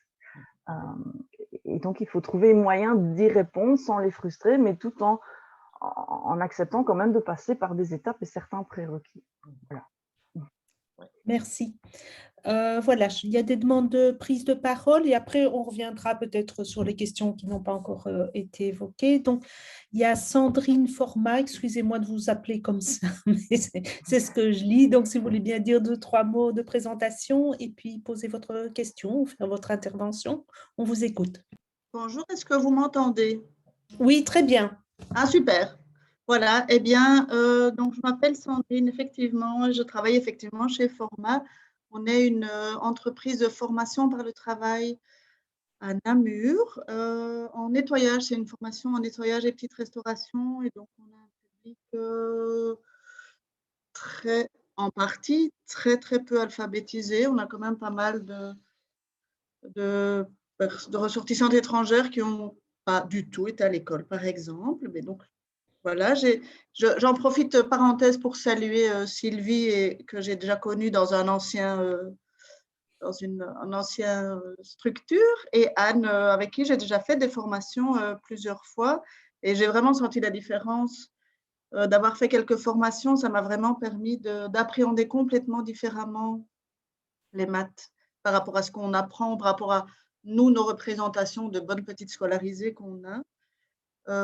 Et du coup, je mets en pratique un peu ce que j'ai eu. Je ne fais pas beaucoup de maths, mais je donne quand même donc les cours de remise à niveau en français et en maths. Mais c'est une fois par semaine avec un public qui change beaucoup, etc. Et donc, j'avais une question, Anne, dans ton exposé. Tu parlais du… En tout cas, je me souviens que c'était le fil 4. Et en tout cas, moi, par exemple, ce que j'ai appris, un des trucs que j'ai appris, c'est que j'ai moins peur maintenant de faire des choses qui peuvent avoir l'air très, très simples. Avant, on a peur de les infantiliser ou des choses comme ça. Et maintenant, je refais vraiment des choses basiques, faire une ligne de sang, compter des bouchons, des petites choses comme ça. Et même si c'est facile pour elles, en fait, je me rends compte que ça les sécurise et ça permet d'aller plus loin. Mais une des questions que j'avais un peu pratique, et je crois que c'est un peu en lien avec, dans ton exposé, c'était le fil 4. J'ai fait des dénombrements, donc je donne une quantité d'objets et elles doivent le dénombrer comme ça. Tu as montré des photos dans ton exposé par 5 et des choses comme ça. Et moi, ce que j'ai eu plusieurs fois, c'est qu'elles ne comprenaient pas enfin, c'est qu'elles le groupaient aussi bien par 6 ou par 9 ou par n'importe quoi. Et je ne sais pas si vous avez eu ça, ou Delphine, si tu as rencontré le même genre de choses, mais moi, je me disais, tiens, il y a peut-être quelque chose dans ma consigne qui fait que je pourrais aider à ça, parce que elle le remettait par 5 pour me faire plaisir un peu, mais j'avais l'impression qu'il manquait un petit truc à cet exercice-là, par exemple. Merci Sandrine. Et bonjour aussi. Je reconnais la voix maintenant. Ah voilà, ben oui. Alors, qui répond? Anne ou Delphine? Anne va commencer. Oui, bonjour Sandrine. Si je voyais le visage, ce serait plus Oui, simple. je me doute, c'est rien. Mais en tout cas, c'est super. Merci pour ton témoignage aussi, hein, parce que c'est intéressant aussi que on puisse dire aux autres comment chacun fait son chemin. Et aussi l'importance de faire des choses simples, mais on peut poser des questions complexes sur des choses simples aussi. Hein, et donc, effectivement. Et donc, c'est le fil 2 dont tu parles, c'est-à-dire le fil qui va des groupements à la numération décimale. Et ton témoignage me permet vraiment d'insister sur une chose extrêmement importante. On croit toujours que les groupements par 5 et par 10, que les groupements, c'est naturel. Eh bien, c'est pas du tout naturel, tu le confirmes. Ça ne l'est pas chez les enfants. On peut dire que si on fait ces exercices-là en début d'école primaire, les enfants vont pas grouper, ils vont grouper par 6, voilà. J'ai fait encore l'exercice ici tout récemment avec deux jeunes femmes, deux jeunes filles africaines qui viennent en direct d'Afrique, et bah, l'une a groupé par 6. Et pour arriver après à montrer la nécessité du groupement par 10, il faut passer par la facilitation du comptage par 10. Hein, et donc, une fois que les personnes font des groupes de 6, ben, il faut leur dire, alors maintenant, on va y aller. Ah ben 6 et 6, 12, et puis il y a beaucoup de chances qu'à partir de 18 ou de 24 ou de… Voilà, ça rame. Tandis que si on fait le comptage par 10, ah, tout d'un coup, on peut aller loin. Donc en fait, c'est ça le rapprochement qu'il faut faire. Ok. C'est parce que, voilà, donc c'est, mais, et une fois que l'un l'a trouvé, après, il faudra peut-être l'imposer justement, en disant, bon, maintenant, on va trouver avec différents matériels, des façons de grouper par 10. Et pourquoi? Ben parce qu'on sait que 10, et puis 10 et 10 et 10 fois 10, ça fait 100, enfin, et revenir là-dessus. Mais tu as tout à fait raison. Ça n'est pas naturel, on croit que c'est naturel, et ça, c'est un des implicites de l'apprentissage qu'il Ah oui. faut déconstruire, justement. Donc, c'est très bien de rester un petit peu dans le méli-mélo des groupements autres que 10, mais il ne faut pas y rester trop longtemps, c'est-à-dire qu'il ne faut pas y camper, hein, parce que Ouais. si on y campe, on n'apprendra pas la suite, quoi. Et moi, Mais, je montrais, par exemple, enfin, je partais de la facilité de visualiser. Donc, je disais, tiens, telle autre personne, elle a groupé par 5. Ben là, je vois au premier coup d'œil que oui, c'est mais 32 par par 4, on voit aussi, hein. Euh, Pardon? Mais il y a d'autres groupements qu'on voit, hein. Donc oui, il y a la nécessité de l'organisation pour bien voir, mais je peux bien voir des groupes de 8, hein, les pommes des enfants que je vous ai montrés là. Oui, c'est une question de code, en fait, c'est vrai. Et après c'est pour le passage à la numération, en fait. C'est vraiment ça, en fait, la difficulté, Ouais. c'est de passer à la numération. Et Merci. tout comme la numération, moi, quand je faisais des lignes numérotées, où elles écrivaient tous les multiples de 5, mettons, pour le même coup, elle mettait 49 et puis elle se trompait de 1 à un moment donné et elle Mm, continuait toute leur ligne jusque mm, 100 en mettant 49, 54, 59. Ça ne les ouais, gênait pas, effectivement. ouais. Ouais, oui, ben l'enjeu, il est là. Ça, c'est ce qu'on appelle, c'est un des obstacles épistémologiques, hein. C'est comprendre que notre numération, elle est basée sur 10. Oui, Ouais, c'est ça. ouais. Et Merci. Alors, je vais peut-être donner la... oui, Excuse-moi, on oui, va... oui, vas-y. Il y a une demande de parole aussi de Sandrine, de Myriam Bruckmann, c'est ça? Et puis, il y a aussi des questions du chat. Et puis, on reviendra éventuellement vers d'autres. Alors, Sandrine, non, Myriam, on vous écoute. Vous présentez? Est-ce que vous m'entendez? Oui, très bien. Ah, super. Je ne sais pas si c'est fort intéressant, c'est plutôt une réflexion qu'une question. Toute l'équipe et Anne Chevalier, déjà venue à la bobine, ça m'avait beaucoup aidé. Ah oui, c'est vrai. Internet est très instable. Oui. Oui. Donc, vous êtes formatrice à la bobine, c'est Je suis ça? formatrice à la bobine, oui. Alors, comment dire? Moi, j'ai un peu eu le parcours inverse de ce qui vient d'être dit. Je restais beaucoup trop sur le terrain, moi, dans le concret, tout le temps, tout le temps, tout le temps. Comprendre qu'il était vraiment intéressant pour les personnes de les mener vers quelque chose de plus... Mais ma difficulté avec des apprenants très débutants, c'est qu'il manque de français. Donc, je fais beaucoup de français, des maths, mais malgré tout, je retourne tout le temps dans cette difficulté de si je veux verbaliser, oraliser, faire comprendre ce qui se passe, il y a des... Mais je ne sais pas si c'est vraiment une question. En tout cas, c'est une réflexion peut-être à renvoyer dans un premier temps à Delphine. Donc, parce qu'il y a eu des coupures d'Internet, hein. Donc, c'est toute la question comment on progresse ou on met en œuvre des apprentissages mathématiques quand on travaille avec des personnes qui sont en oral, en français oral débutant, c'est ça? Oui, c'est ça. Ben, nous sommes tous tenus de donner un peu de mathématiques à tous nos apprenants. Mmh. Et c'est intéressant. Mais donc, on commence assez tôt avec des gens Oui, c'est ça. Qui ne parlent pas encore français. Oui, c'est ça. des vrais grands analphabètes, donc ils n'ont pas l'habitude non plus de se regarder travailler, même en français. Donc la métacognition est en plein, est toute débutante aussi. Tout est débutant, c'est sûr. Et c'est par moments c'est un peu décourageant parce qu'on sent qu'ils comprennent les choses au point de vue mathématique, mais qu'on n'arrive pas vraiment à le vérifier ou à mettre des mots dessus. Delphine? C'est Oui. que je suis en train de faire des... Alors, c'est certain qu'une des grandes difficultés en maths avec les oraux débutants, c'est de se dire, mais tiens, finalement, le problème, est-ce qu'il est sur le vocabulaire, est-ce qu'il est sur la langue française, ou est-ce qu'il est vraiment au niveau de la compétence mathématique? Donc ça, je refais un tout petit lien avec le test de positionnement. Parfois, quand on fait passer un test de positionnement, on se dit, mais tiens, il n'arrive pas à résoudre l'exercice, le problème, il est où? En maths ou bien la compréhension de la consigne? Et donc, c'est vrai qu'avec des tout débutants comme ça au niveau oral, moi je travaille énormément la question du vocabulaire. On fait beaucoup de vocabulaire.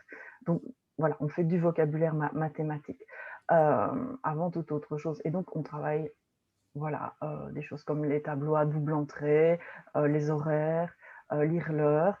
Tout ça, ce sont des maths en fait, peut-être plus déguisées, hein, qu'on a tellement l'habitude de les voir dans notre quotidien que, en tout cas, les apprenants ne les perçoivent pas comme des maths, en tout cas. Et donc, quand on fait tout ce travail-là, ben, la plupart me disent: «Oh, mais ça ne sont pas des maths, Delphine, c'est du français». Ben oui, c'est du vocabulaire mathématique. Et donc, moi, j'insiste vraiment sur le fait de faire tout le temps des ponts entre le langage mathématique et le français. Et donc, je pense qu'au début, on doit passer par là. C'est compliqué de faire autrement. Anne, je ne sais pas si tu veux Moi, j'ai compléter. pas, j'ai pas une expérience, Mais directe, mais en tout cas, et c'est doublement difficile parce qu'effectivement, il y a le langage mathématique qui est, on pourrait dire, un langage de scolarisation, hein, et que par ailleurs, qu'ils peuvent parfois peut-être difficilement distinguer du langage courant pour communiquer simplement autour de la vie. Hein. Mais je pense que vraiment qu'en travaillant rien que sur les mots, hein, rien que sur la numération orale, et de la comprendre et en insistant vraiment, quand est-ce qu'on retrouve les mêmes mots? 10, 7, j'entends 10, j'entends 7. C'est quoi 10? Et puis après, on montre 10 avec ses doigts. On montre 7 avec ses doigts, ou bien on montre sur une représentation. Mais vraiment, faire une conversation, quoi, finalement, autour, jusqu'à ce que tout le monde ait compris ce dont on parle, c'est essentiel. Et pour moi, c'est apprendre et c'est rentrer dans un langage. Hein. Pour rentrer dans un langage de pensée, et j'ai envie de dire d'image des idées mentaux, il n'y a pas que l'écrit. Hein. Il y a vraiment l'accès par la langue aussi, quoi. oui. Et alors, voilà, pendant que tu parlais, Anne, j'ai repensé à quelque chose. Dans une des séquences téléchargeables dont j'ai parlé, en fait, il y a une séquence sur les fractions. C'était la séquence de Françoise, qui est dans la régionale de lire et écrire Liège. Et elle avait un groupe d'euros débutants. Et donc, elle a expérimenté cette séquence avec un groupe de tout débutants. Et donc, elle a réussi à faire des choses assez chouettes avec ce groupe. Et vraiment, et travailler les notions de quart, de demi, etc. Et donc, je vous inviterai à aller la consulter peut-être et à la tester dans un groupe d'euros débutants pour voir ce que ça peut donner. Parce que moi, je me souviens que Françoise voilà, avait des craintes aussi et au final était ressortie très satisfaite d'avoir pu expérimenter des vraies mathématiques. Voilà. C'est en lien Et avec pas juste du vocabulaire. c'est en lien avec Merci les bien. capacités. Litre, Pardon? demi-litre, quart de litre. Mm, Oui, c'est ça. Voilà. mm, mm. Merci. En tout cas, ce sont des pistes. Hein. Je pense qu'on voit bien qu'on est aussi sur des terrains de recherche et d'expérimentation et de formation et de recherche de ressources. Cécilia, on retourne vers le chat. Je pense qu'il y a des questions qui sont arrivées aussi à ce niveau-là. Oui, donc on avait 2 questions, mais je pense que Delphine a déjà répondu partiellement à la première. Donc c'était savoir comment concilier l'apprentissage linguistique et l'apprentissage mathématique. Donc tu as dit, Delphine, que vous faisiez des ponts entre les 2 et qu'on faisait des vraies maths, des fausses maths, enfin. Donc tu peux peut-être compléter, mais c'était une des questions. Et la seconde question, c'était, donc quels étaient les points d'attention? Donc ça, c'était par rapport à cette question-là. Et une seconde question par rapport au niveau. Est-ce que, c'est, opportun de faire des mathématiques avec un groupe multiniveau? Est-ce que ça aide? Est-ce que ça ralentit? Quelle dynamique, vous préconisez en la matière? Voilà. Delphine? Oui. Oui, la question du langage. Alors, quand je disais fausse maths, vraie maths, c'est la représentation des apprenants. Évidemment, ce n'est pas la nôtre. Pour moi, c'est faire des maths. Mais c'est vrai que les apprenants distinguent. Voilà, les maths, c'est quelque chose souvent de très sérieux, de très formel, de plus scolaire. Ils en ont une vision très, très scolaire. Et oui, effectivement, moi je pense qu'on ne fait pas de maths sans parler et sans utiliser les mots. Et donc, voilà, on fait des liens en permanence. Alors ici, j'avais cité effectivement un exemple avec les eurodéputants, mais dans des groupes plus avancés, si je veux citer un autre exemple, ben, les fameux problèmes, hein, comme on dit mathématiques, ben, il faut les comprendre pour pouvoir poser l'opération. Si vous ne comprenez pas le problème, vous n'allez pas poser l'opération. Et donc, voilà, on fait il y a des apprenants qui sont très à l'aise, par exemple, pour résoudre des opérations et les calculer, mais qui n'arrivent pas à les poser parce qu'ils n'ont pas compris le sens de la question et qui n'arrivent pas à dégager les éléments et à les associer correctement. Donc, ce sont des choses qu'on doit vraiment travailler en parallèle pour moi, et voilà, faire des ponts sans arrêt entre les deux. Ça, c'est pour compléter un peu sur le langage. Oui, Anne, vas-y, je vois. Oui, je vois dans le chat là que je lis, Francine pose la question de savoir si s'arrêter à l'âge des participants, c'est aussi une façon de travailler sur les nombres, hein. Ben, bon, évidemment, mais c'est un aspect pas facile. Parce qu'en fait, l'âge, ben, pour se représenter ce que c'est l'âge, il faut se représenter la durée. Compter un nombre d'années, c'est pas comme compter un nombre de billes, hein, mais pourquoi pas, hein, s'arrêter et dire moi j'ai 34 ans, toi tu as 37 ans, c'est combien d'années de plus? Mais ce sera intéressant après de passer à une représentation, j'ai envie de dire cardinale.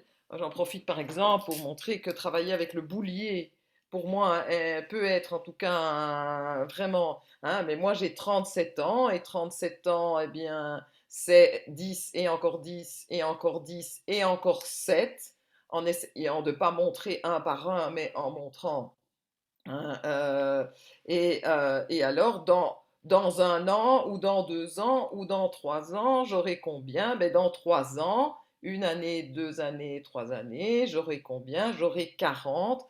Hein, mais vraiment, l'idée, il va falloir faire le lien entre ces représentations de ce que c'est 37 et 40 et l'âge. Hein, et donc, on croit souvent que les enfants, c'est avec leur âge qu'ils comprennent les nombres. Moi, j'ai 3 ans, vous devinez bien que comprendre ce que ça veut dire avoir 3 ans et attendre 365 jours pour en avoir 4. Voilà, mais c'est sûrement, pour moi, tout est bon à prendre, et certainement en alpha, à partir du moment où on sent qu'il y a de l'intérêt aussi dans le groupe, que c'est pas pour occuper, mais s'il y a de l'intérêt. Et du coup, après, pour moi, vraiment, l'enjeu, c'est de trouver les bonnes questions qui vont stimuler l'intérêt. Parce qu'on peut s'intéresser à tout, mais c'est le rôle, si vous voulez, pour moi, vraiment des formateurs, de transformer ce qui vient dans le groupe en vraies questions d'apprentissage. Hein. C'est là qu'il y a tout un jeu. Quelles sont les vraies questions qui vont faire apprendre et qui vont faire apprendre tout le monde? Alors ça, évidemment, c'est la question de l'hétérogénéité et le fait qu'on ait des groupes très hétérogènes. Alors ça c'est une question qui revient très très très souvent. Delphine, tu as réfléchi déjà aussi? Oui, alors ça, c'est une question qui revient tout le temps dans toutes les formations, comme tu le disais. Et ben voilà, on n'a pas de réponse toute faite et pas de baguette magique. J'ai envie de dire, c'est la même chose qu'en français, qu'en oral. Enfin, voilà. Moi, ce que je trouve toujours important, c'est d'essayer d'avoir un thème commun. Et puis à partir d'un thème commun, voilà, de peut-être spécifier des objectifs différents. Voilà, pour quand même continuer à faire groupe. Et à peut-être voilà, s'appuyer les uns sur les autres, mais que chacun y trouve son compte à un moment donné. Alors évidemment, dit comme ça, c'est très vague, hein, il faudrait une séquence concrète pour l'illustrer. Mais effectivement, je pense que tous les groupes que j'ai eus en maths étaient des multiniveaux. J'ai jamais eu un groupe maths vraiment bien carré. Et donc, c'est vraiment ça, c'est de se dire, ben, à un moment donné, on va travailler, je sais pas, moi, par exemple, je peux choisir un outil. Alors, je vais essayer de donner un exemple concret. Je vais prendre le tangram, hein, Anne, c'est un outil qu'on aime bien. Et à partir du tangram, ben voilà, je vais proposer des activités différentes. Donc, il y a quelque chose qui fait groupe, qui fait commun, qui est ici un matériel choisi, le tangram. Et à partir de ça, ben, je vais décliner une série d'activités pour pouvoir répondre aux besoins de chacun dans ce groupe-là. Voilà, par exemple.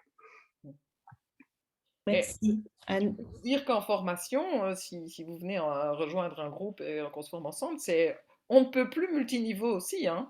En termes de mathématiques, il y a des gens qui ont des formations universitaires de scientifiques et d'autres.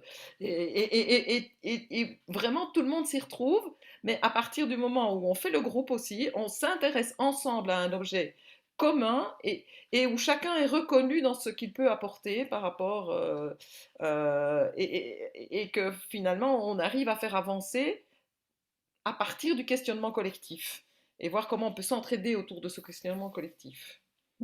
Mais à certains moments, il faut différencier, ça je crois bien, oui. Je pense que c'est une réalité, c'est une question qui traverse tous les apprentissages en alphabétisation et la question de l'homogénéité de niveau, que ce soit en français, en oral, en maths ou sur d'autres choses. Et c'est apparemment plutôt une vue de l'esprit. Donc après, c'est jusqu'à quel point et comment on peut gérer l'hétérogénéité dans les groupes. Alors, je propose de donner la parole à Pierre Durte qui a demandé.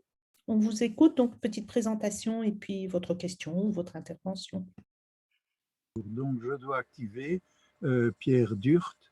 Je suis formateur dans une maison de quartier ici à Oudergem, donc une partie de Bruxelles.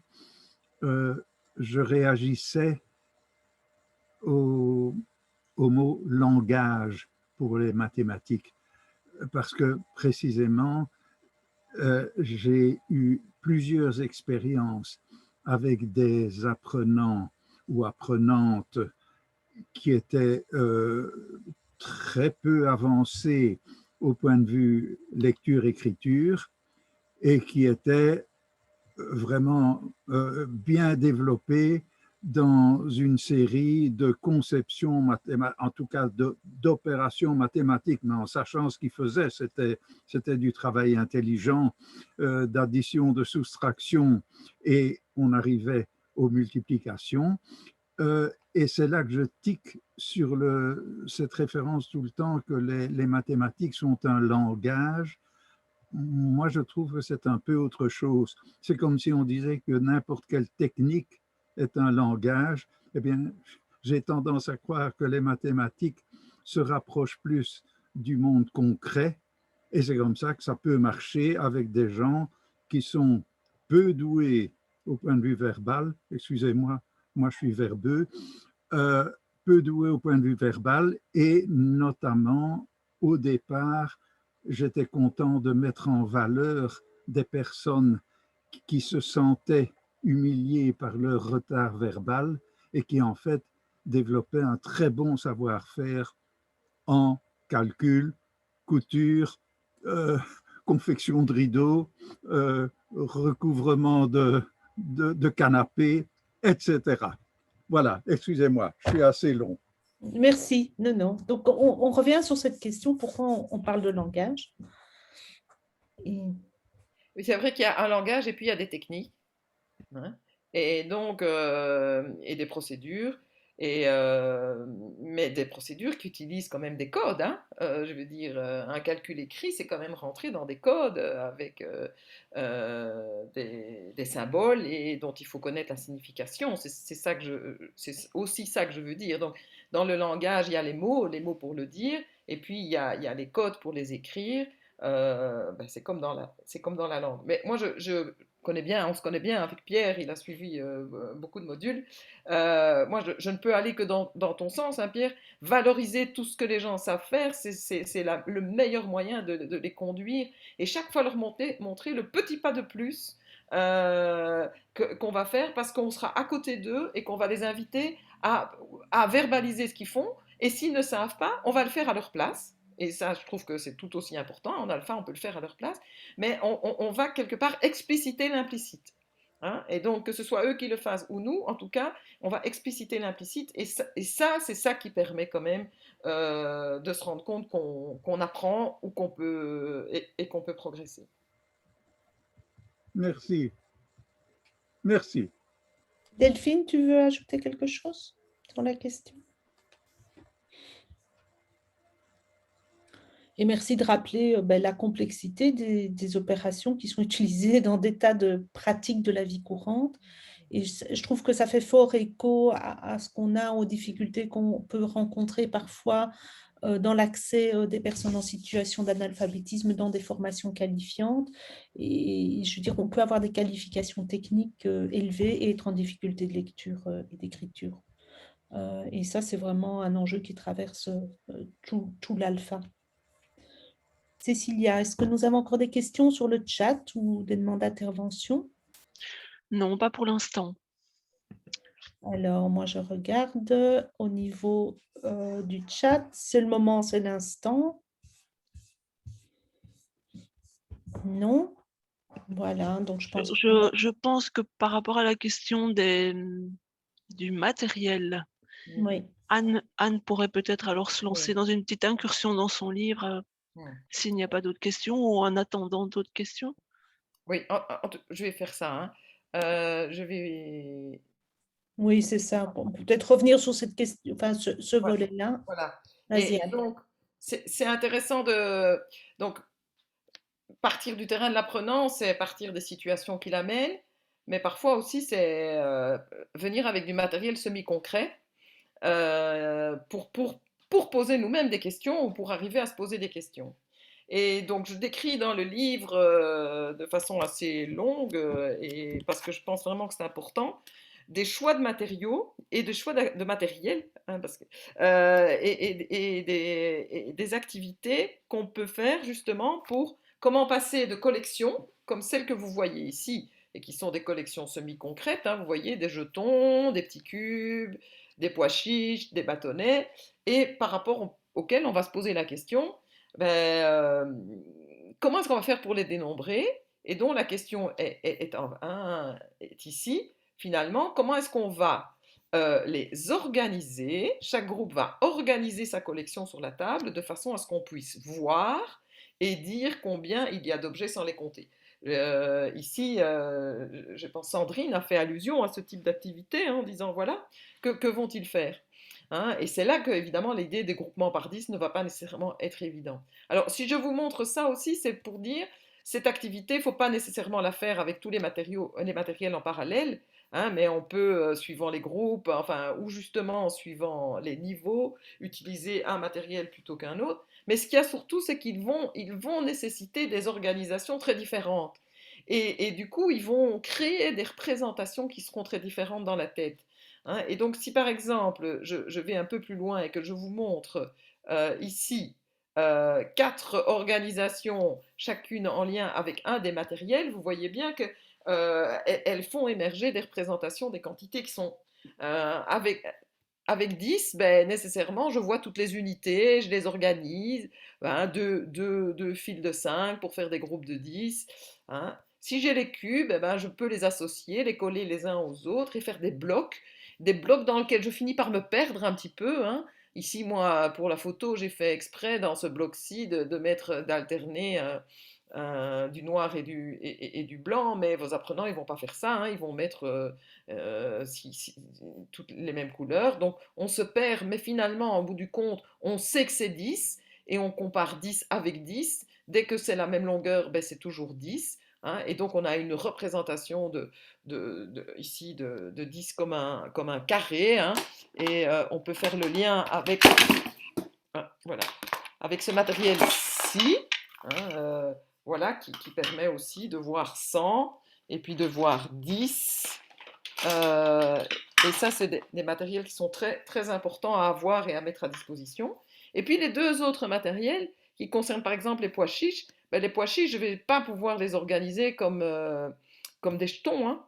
Je vais devoir les mettre dans des sachets. Et puis dans ces sachets, ben, là, je vais devoir décider que j'en mets 10 parce que là, ça ne se voit plus. Hein. Et donc, chaque paquet de 10. Et puis les paquets de 10, ben, quand j'en ai beaucoup, il faut quand même bien que je les organise parce que... Et donc, c'est ça qui est intéressant aussi à un moment donné, c'est de montrer qu'on ne peut pas se contenter d'un niveau d'organisation, il va falloir passer à un second niveau d'organisation. Des paquets de 10, deux paquets de 10. Hein, et même, et donc, entre autres, par exemple, si vous êtes avec des bâtonnets, là, ben, on va faire un premier niveau de paquets de 10, et puis après, il va falloir organiser ces paquets de 10, et c'est comme ça qu'on arrive à une représentation, non plus des nombres, mais de la numération. Hein, donc, si je vais un tout petit peu plus loin, donc vous voyez, tout ça est décrit. Attendez, là, je vais juste vous montrer euh, comment on arrive à des organisations de sang qui sont très différentes. Le passage par le boulier, mais alors on peut arriver avec... voilà, ici, c'est ça que je voulais vous montrer. Hein. Ici, on ne voit plus rien, si ce n'est qu'on voit des paquets. Et on doit savoir que dans ici, mon fagot, il y a 10 bâtonnets, et puis on doit savoir que dans mon fagot de fagot, il y a 10 fagots. Hein. Mais après, à partir du moment où je le sais, ben, finalement, c'est ça qui reste dans la tête, et c'est ça qui va servir au calcul. Voilà. Et donc, je décris comme ça pour ces quatre matériels, comment l'utiliser jusqu'à construire justement des représentations de 10, de 100, de 1000. Et puis après, dans la suite du livre, vous pouvez voir comment relier tout ce matériel au calcul. Merci Anne. Alors, on arrive tout doucement à la fin de notre matinée. Je jette un dernier coup d'œil s'il y a encore des questions sur le chat. Cécilia, non. Et sur les participants, il y a une demande de parole. Voilà. Pierre Durt, vous souhaitez encore prendre la parole ou c'est parce que vous n'avez pas baissé votre main? Je reviens au sujet du matériel. Dans le livre, Anne, tu parles des fiches de Madame Montessori pour faire saisir les centaines, les dizaines, les unités. Moi, j'ai bricolé quelque chose que je vais vous présenter directement. Je ne sais pas si vous le voyez. Malheureusement, on n'a pas l'image, Ah, vous monsieur. n'avez pas l'image. Non, non, non. Alors, mais ce qu'on peut faire, hein, c'est que alors on se met en contact avec vous et si vous voulez montrer voilà, je sur fais le site, on peut le faire.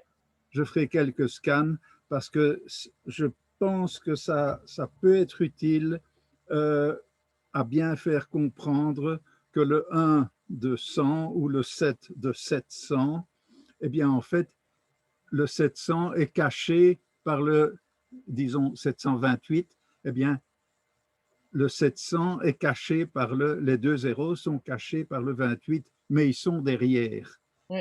Et ça, je pense que c'est un accès à l'image mentale. Mm-hmm. Oui, voilà. Oui. Merci. Merci, monsieur. Oui. Alors, voilà, c'est fini pour le temps imparti.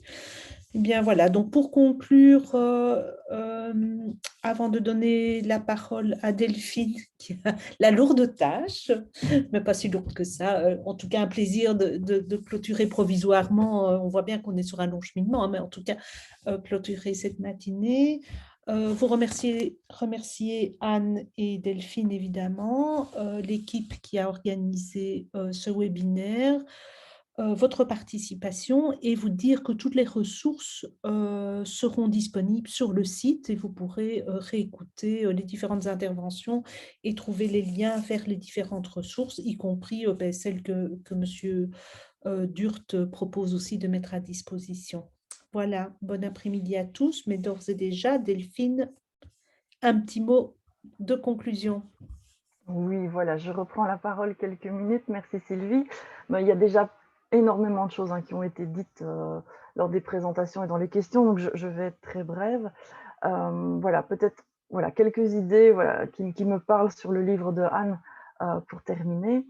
Donc c'est vrai qu'on a beaucoup parlé de la formation. Moi, j'en ai parlé au début, Anne en a reparlé, et c'est vrai que c'est essentiel, mais parfois on n'a pas accès à la formation, on n'a pas la possibilité, ou bien comme moi, quand vous avez fait une formation, eh bien vous ne vous y replongez pas tout de suite, et quand vous reprenez vos notes, on comprend plus tout, et donc on se dit, mais tiens, si j'avais un ouvrage de référence, ce serait vraiment intéressant. Alors, Anne le disait, on n'en a pas beaucoup en alpha en lien avec les maths, des ouvrages comme ça.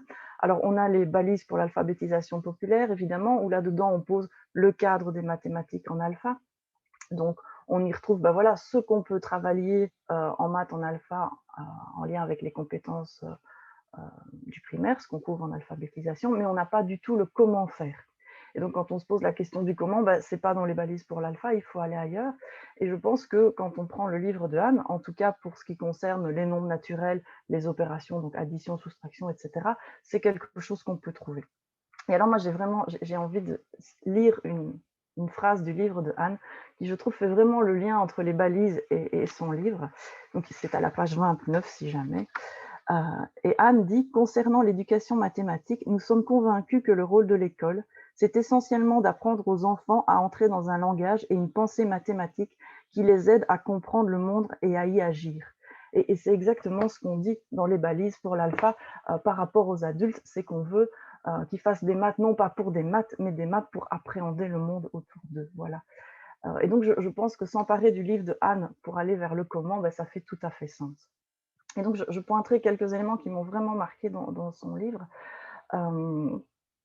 C'était que, voilà, elle fait énormément, on en a beaucoup parlé durant les questions, mais elle fait vraiment le lien avec les autres langages, avec l'oral, avec la lecture, l'écriture et les maths. Et donc, moi, ça, je trouve ça fondamental. Elle pointe aussi, on l'a évoqué, le matériel, les matériels. Et parce que ça, on dit toujours, la manipulation, c'est important, mais finalement, moi, une de mes grandes questions au début, c'était, mais d'accord, mais avec quoi et comment et quel type de matériel pour faire quoi et ça, c'est vraiment mis en évidence et c'est quelque chose qui m'apporte beaucoup quand je dois préparer des formations.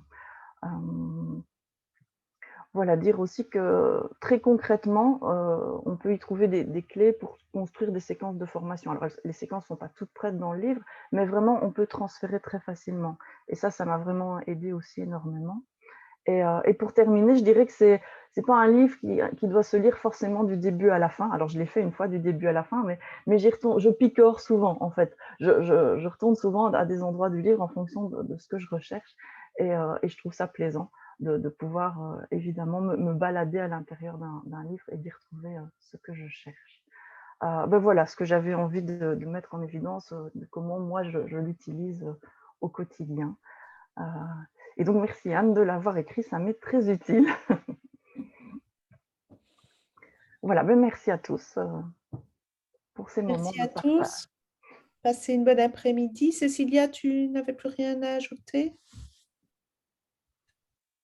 Non, voilà, nous avons tous été très, très absorbés par les interventions et on est encore tous là après 1h30, donc c'était que vous étiez vraiment très intéressantes.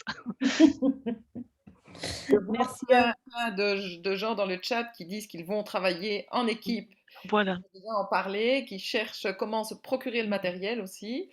Delphine est une très bonne référente pour savoir où aller chercher le matériel. Tu pourrais mettre les références sur le site aussi, Delphine. Oui, Oui. on pourra remettre ça, On pourrait effectivement. Et alors, n'hésitez pas à pousser l'apport des formations continuées qu'on propose, que ce soit par module de 10 jours ou de 3 jours, ou de 2 ou 3 jours, les modules que Delphine a présentés. On a vraiment dû mettre en place toute une stratégie pour donner le goût. Et je dirais qu'on dit, pour les apprenants, il faut pouvoir oser rentrer dans les apprentissages. Mais franchement, je pense qu'il ne faut pas être expert en maths pour oser, en tant que formateur, rentrer dans les apprentissages. En tout cas, c'est bien notre fil conducteur en termes de formation continuée de formateurs. Et voilà, donc on espère qu'on vous donne le goût et l'envie d'aller un pas plus loin. Merci à tous. Et au revoir aux Français, aux Luxembourgeois, aux